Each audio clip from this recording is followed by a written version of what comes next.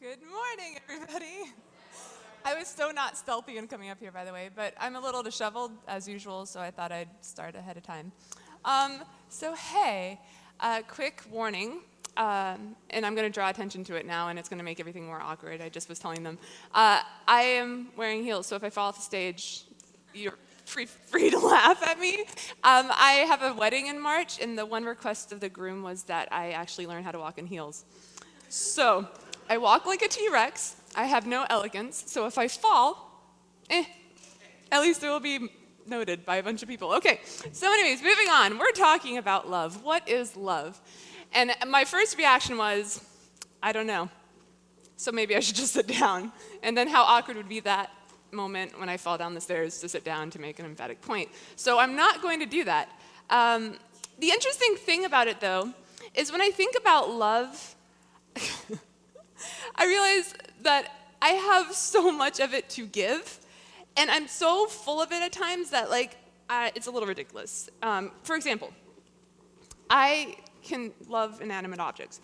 I am like, oh my word, I love this microphone, and I'm not making an Anchorman referral. I'm just saying in general, I just love things, and I'm that person that forgets to hate things.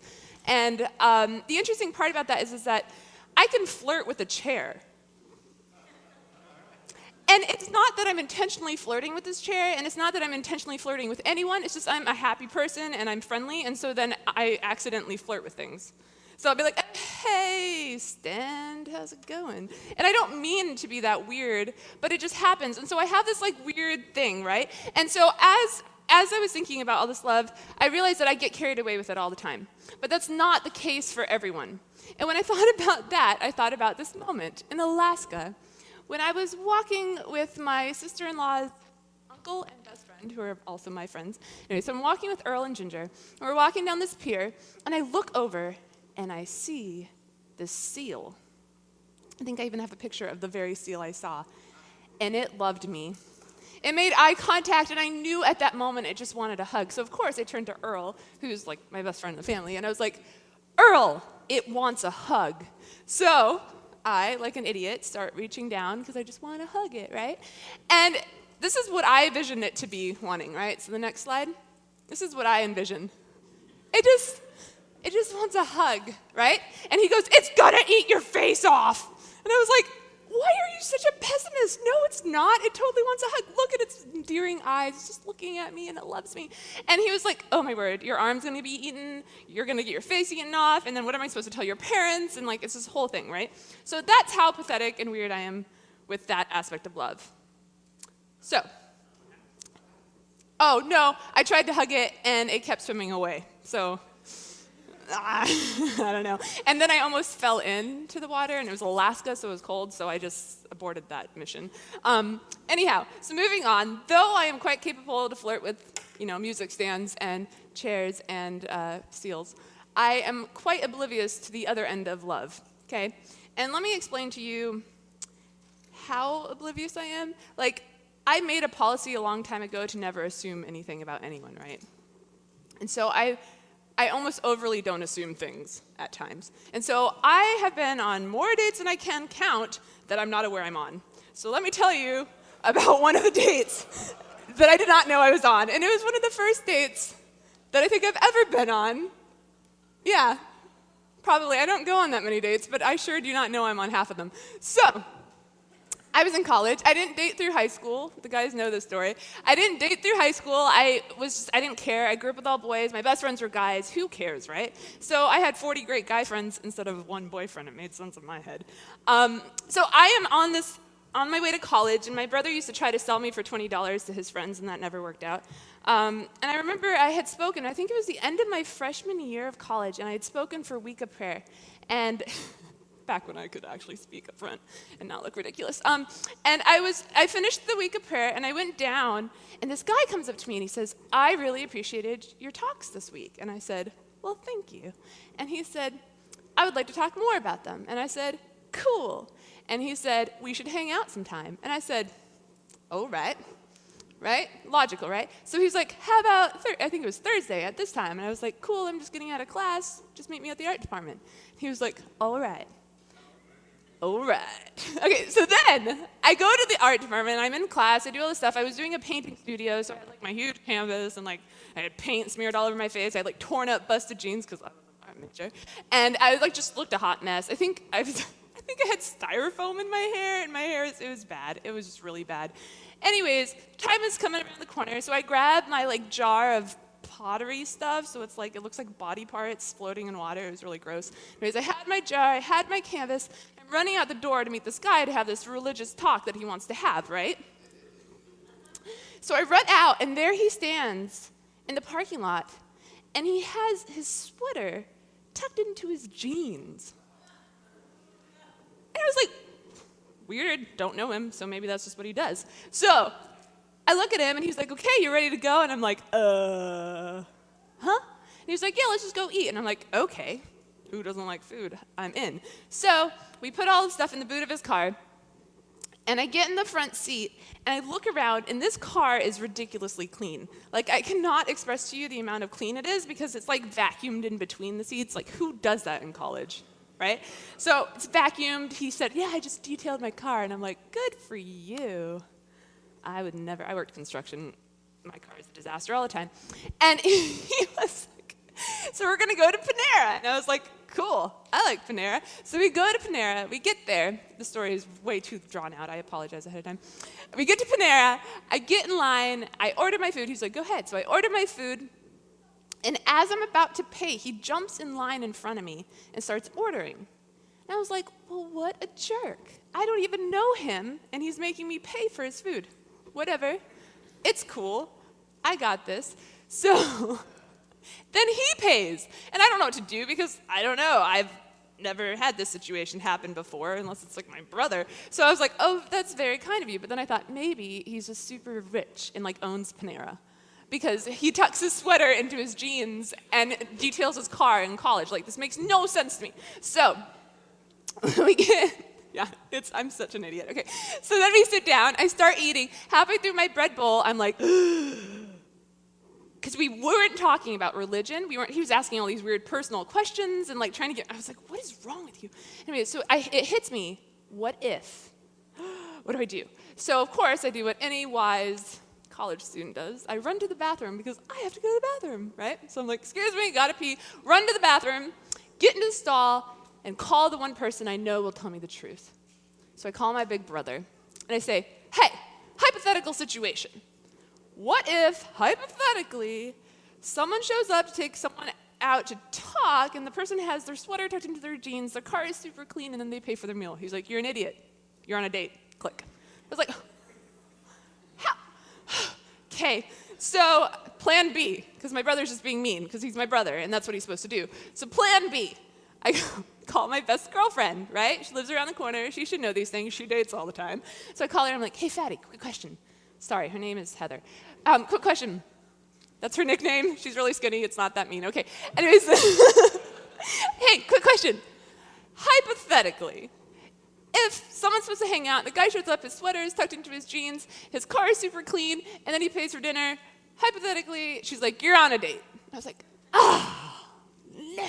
And she's like, which Panera? Because I had mentioned Panera, and I was like, uh-oh, click. So I hang out, right? So I go back to the table, and now I'm like in the state of like just sheer awkwardness, because I'm naturally awkward, right? I can flirt with the music stand, but I'm just an awkward person. Maybe that should have warned people. So I'm like walking, and I'm like, I don't know what to do now, because now I'm on a date. And all I could think is like, this is so mean to me. I can't believe I'm saying this. He kind of looked like a potato in my head. But not like an ugly potato. He's a handsome guy. But anyways, the whole time I had him on my phone as Potato because I couldn't remember his name. So I'm sitting there, and I'm like, I'm on a date with Potato. What do I do? So I don't know what to do. I don't know if I'm supposed to flip my hair, because that's what girls do, right? Or like sit, I have my hands out, what do you do? And so I'm like eating and like drooling on myself, and it just was going downhill. Like there was nothing natural about it. So at the end, he wanted to go to a movie and stuff, and I couldn't, and another story for another time. Moral of this story, I am oblivious to people handing me love. And I end up in these super awkward situations like that, where if I had just opened my eyes or perhaps even just acknowledged reality or society around me and their social norms, maybe I would have been aware of what was happening. In Jeremiah 17:9 it says, "The heart is more treacherous than anything else and is desperate. Who can know it?" So yeah, the heart can lead us astray, and apparently no one can know how to have pure love because we are tainted by all the other mumbo-jumbo that is our society and humanity. So maybe my lack of dating skills can carry on and is inconsequential, and I can rely more on cute animals that just aren't trying to eat my face off and want a hug. But then, then I started getting distracted again. I thought about, wait for it, The Princess Bride. All right. Does anyone know this? Okay. Shh, don't tell anyone I watched that a lot. Okay, so there's a scene, there's several scenes that I was thinking of, but the one that hit me kind of hard at this moment was when Wesley said, "I told you I would always come for you. Why didn't you wait for me?" And Princess Buttercup says, "Well, you were dead." And Wesley says, "Death cannot stop true love. All it can do is delay it for a while." Princess Buttercup said, "I will never doubt again." And Wesley said, "There will never be a need." That's awesome, right? Death doesn't even stop true love. And I was like, well, this is getting exciting as I go through my train of thought. Love is totally possible. And then I go on to this guy who, I don't know if you guys watch Facebook feeds and the viral Nova stuff. Anyways, there was this guy that was featured this last week. His name was Rocky Balsamo, I think. Anyways, his wife died in 1993. They'd been married for a super long time, and he missed and loved her so much that for the last 20 years, he died this January 22, at 97. But for the last 20 years, he sat every single day by her grave. He sits there and just spends time with her. I was like, that's kind of freakish love, but awesome, go him. He experienced real love. I can't even imagine that. But then I went even deeper, and I thought about seahorses. Do you guys know anything about seahorses? Oh, this is so good for you. I'm so excited for you right now. Seahorses make me think that true and perfect love is absolutely possible. Okay? Seahorses are monogamous, as most of you know. And they stay with their partners for their whole lives, which nowadays is really only 3 years. But still, it's a long time for a seahorse, all right? And the cutest thing ever is that every single morning they perform a greeting dance to reaffirm their pledge to each other. Is that not the cutest thing ever? They wake up in the morning and they're like, "I shall reaffirm my love." That's awesome. I was so excited when I found this fact out. And I was just like, this gives me hope in life, right? Humanity, the world, everything seems better when you find out that seahorses dance every morning for the other seahorse that they love. And I was like, that's amazing. So that's when I truly believed that love was absolutely possible. I mean, let's face it, everyone knows the Bible says all that stuff in 1 Corinthians 13, 4-7. Love is patient and kind. Love is not jealous or boastful or proud or rude. It does not demand its own way. It's not irritable, and it keeps no record of being wronged. It does not rejoice about injustice, but rejoices whenever the truth wins out. Love never gives up, never loses faith, is always hopeful, and endures through every circumstance, right? We've heard this before. But maybe I'm a cynical person. Because are we even capable of any of that? I thought about, Jesus, he loved the lepers and the poor and the prostitutes, but he also happened to be the Messiah. And so when I thought about that, I was like, am I capable of this love? I'm capable of shallow love and all these other things, but am I capable of this love that's deep and amazing and crosses all boundaries without being irritated at times? So I thought about one of the moments that I went, oh, and thought, maybe people can truly love each other full-heartedly. And that was at my brother's wedding. I remember at his vows session, he was talking and he was sharing his vows. And my brother's adorable because he's my brother. I mean, come on.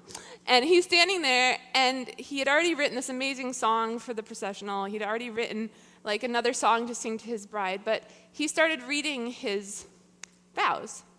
And in the midst of all this mushy mumbo-jumbo things, he says, "And I will bring you water and blankets when you're sick." And I went, "Aw," because I'm a girl, and that's what girls do when they think something's cute. And I remember thinking about that, and then when I thought about this, I was like, well, how, Really, at 3 a.m. when someone's throwing up, are you going to be like, oh, fun, I'm going to go get you water and blankets? No, you're irritated because you just got woken up at 3 a.m. because someone's puking beside you, right? Maybe that's just me. I'm a horrible person, apparently, so I'm moving right on.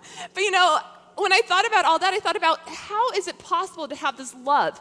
And so I thought about people in my life that exude this love. And of course, I kept it real close because I've now gone from my brother to now I'm going to my parents. My parents are pretty much the most adorable people in the world. We do not always get along, let me clarify. I am human. But they are adorable. My parents, oh my word, okay, I don't even remember when this was, but one year for their anniversary, and they're like psychotic about date night, which I try to crash every time I'm home, and I never get away with it. They're psychotic about their Wednesday night date nights, and they're psychotic about their anniversary. They will have that anniversary together, no matter what continent they're on. So let me give you a small example of how ridiculous they are. My dad was in Florida doing I don't know what. My mom was in Michigan doing I don't know what. On their anniversary, and they were so distraught because they could not have dinner together. So they do what any normal couple does, and they get their little earpieces and their cell phones, and they both go to Olive Garden at the same time. They both get seated at the same time, and then they flirt, and they say, hey, you want to split the eggplant parmesan? I don't know, what do you want? I want strawberry lemonade. They have a straight up conversation about the menu. They order, and then they talk for like 3 hours. Who does that? But I was like, that's amazing, go you, high five for wanting to have your anniversary. And I was in awe of it, and I thought that's, good for you, yay. But it goes further than that. That's a pretty easy thing because you get a meal out of it, right?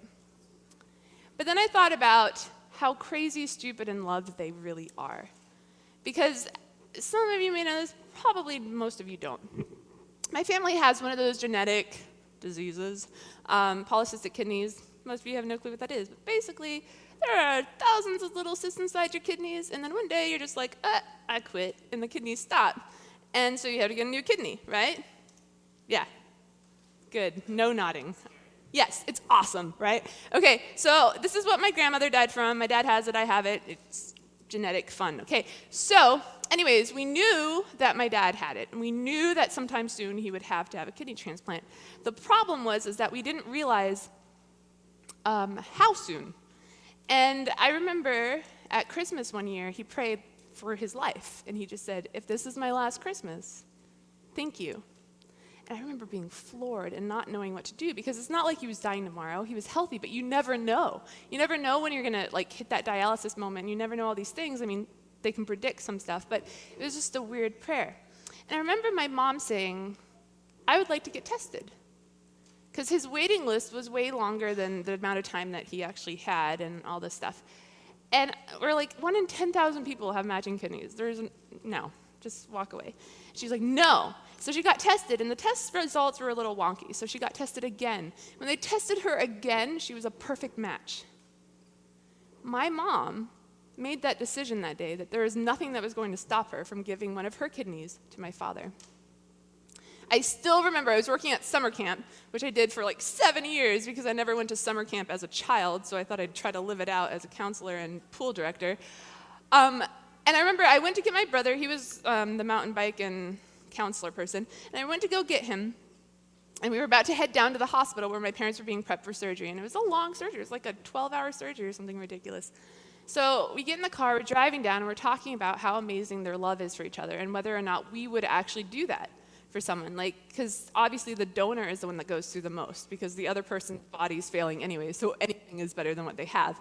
But the donor is the one that suffers, and we're just like, wow, what happens? We've been told our whole life, your parents might die at this moment, they might die at that moment. We're missionary kids, you never know what's going to happen.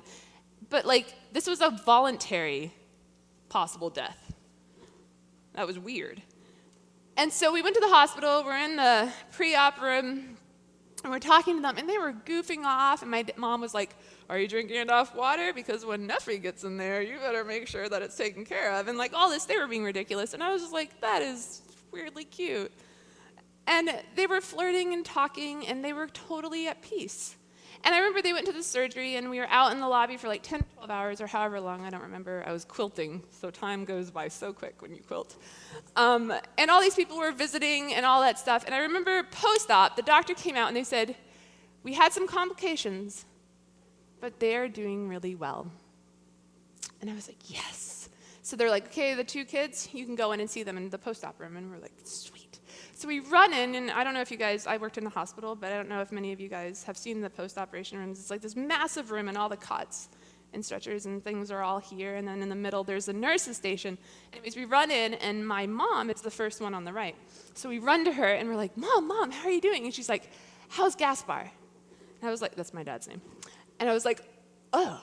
So my brother and I go, hold on, we'll find out. So we run to the other bed, which is clear across the room, which makes no sense to me, but anyways, clear across the room. We go in, and we're like, Daddy, how are you doing? And he was like, how's Mom? And I was like, I don't know. We didn't ask. She didn't answer. So we'll be right back. So we run over, and then we're like, we never found out how he was, because the first thing she said was, so, how is he? And finally, we got that figured out. And we realized that the most important thing to them was how the other person was doing. And to me, that was really impactful. It wasn't, I'm doing well, I'm feeling better, I made it out okay. It was, how is he? How is she? And I remember the moment where finally the nurses saw my brother and I running around the post-op room, which was probably dangerous, and they decided that it would be wise to put their beds next to each other. And I remember they were moving my mom's bed over, and they put them right next to each other. Without saying a word, they just reached their arms out and grabbed each other's hands. There were no words spoken. And I just remember watching a tear. And it was like one of those sad movie moments where like the tear falls and the room goes silent. And literally all the nurses and doctors stopped because they knew what had happened, because they knew that a wife loved a husband so much. They went through a semi-dangerous surgery to give them life. And the story could go on, but I've thought about that so many times. Like, how often is it that we are capable of giving someone life? And I don't think you have to take life away in the sense of, like, you don't need to be crucified in the honest, true sense of the word. But I think that we are called to give life to people. And the more I thought about how crazy my parents are and how in love they are with each other, I thought about how can we catch that love? The crazy kidney-donating, morning greeting dance, sinner-loving kind of love. And then, my question goes a little bit deeper. Does love morph and change into what it needs to be for the individual? Perhaps that is why love hurts so many people, because we view love as something that can be bought in bulk or duplicated nowadays. But doesn't love have to be an original? It has to be something that is for an individual. God loves us individually. I can say to you all, hey, I love all of you. And you're probably sitting there saying, you don't even know me. Or, I don't even know your name. Or, we haven't really progressed to that level yet. But yet I can say it, right, to all of you as a whole. But it only really counts when I go up to an individual person and I explain to them why I love them, or if I know them, or if I have a relationship with them, or if I've spent time with them. That's the only time that people actually let that sink in. It has to be something that is for the individual. And yet, we get super weird about love. It's something that's free to us, or at least supposed to be, and we will never understand it at its rawest form, at least not on this earth. In Romans 5:8 it says, "But God shows his love for us in that while we are still sinners, Christ died for us." Love is not an expectation of perfection by Christ. Christ died for us while we were still sinners. When we look at it, expectation can become resentment waiting to happen if we don't view love properly. I think that Cheryl Paul says it quite beautiful. Love is a grace we give one another. Love is sometimes effortful, but it's not based on someone else's effort. Love is what happens when we open our hearts and allow this love that naturally lives inside to flow forth. Love, by its very definition, is unconditional. Love is a gift. Love is why we're here. Someone who inspired me quite a lot died this last week.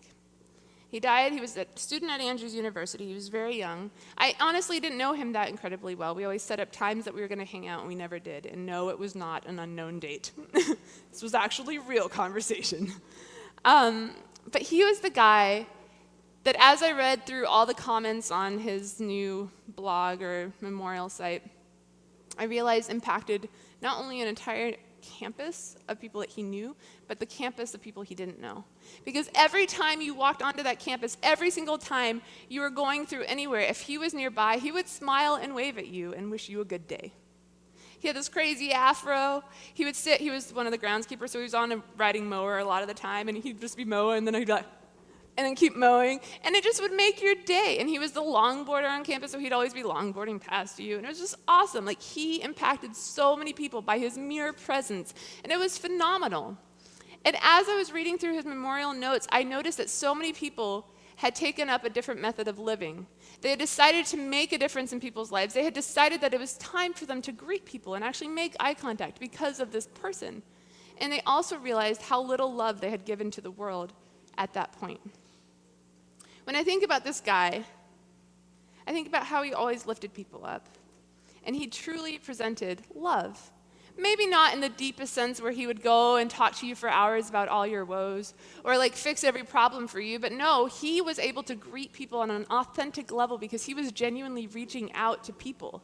He had to share problems, but yet he was willing to open himself up to greet other people and make people's days different. In Romans 13:8 it says, "Owe no one anything except to love each other, for the one who loves another has fulfilled the law." Some versions call this debt. We are in debt to Christ. For his love, the only way to begin to repay it is through loving others. We are called to live a life of love. As Christians, we are called to be set apart and show a love that is different than the rest of the world. As followers of Christ, we are called to look at the steps on earth that Christ took. And if we do, every single step will be filled with love. Christ calls out for us to follow in his footsteps. In 1 John 2:6 it says, "Whoever says he abides in him ought to walk in the same way in which he walked." Not necessarily 12 disciples following behind, being crucified literally, not a copy of Christ's life, but we're called to look at the identity of Christ's life. How he lived, who he associated with, how he treated other people. Love transforms. Love reaches beyond boundaries. And the love that God calls us to live out is not one of perfection, but one of freedom. If only our church and all those that claim to follow Christ took more time to love in the simplest of ways, pointing all eyes to the ultimate definition of love, which is Christ. Can you imagine the difference we could make in society? Our society is starving for love with all this social media where we don't even interact with people. I order pizza online, for the way. I don't even have to talk to anyone.